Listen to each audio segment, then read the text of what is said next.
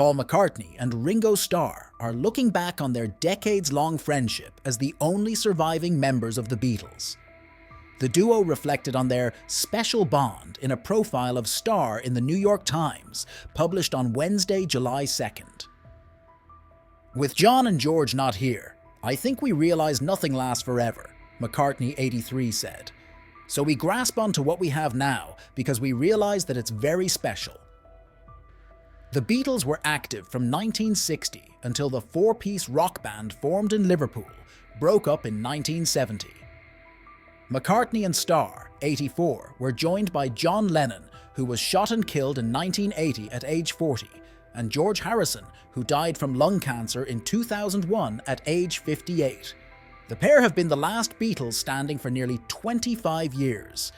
"It's something hardly anyone else has.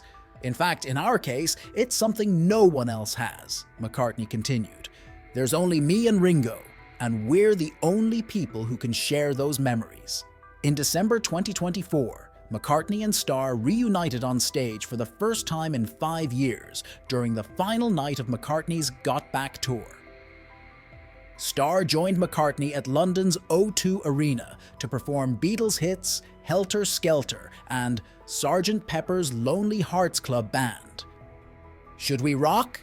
Get on your kit," McCartney said as Starr appeared.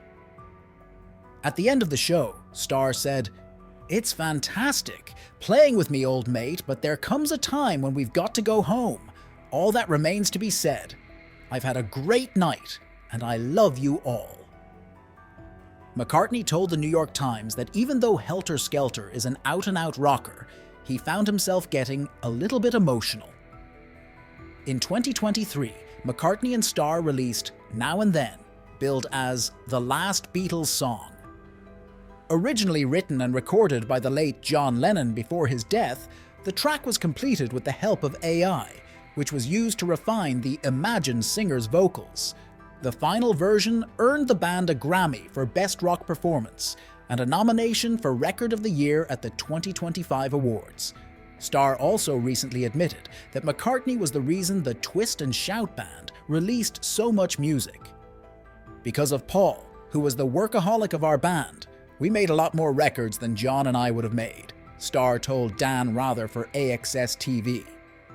"We liked to sit around a little more and then Paul would call, 'All right, lads,' and we'd go in."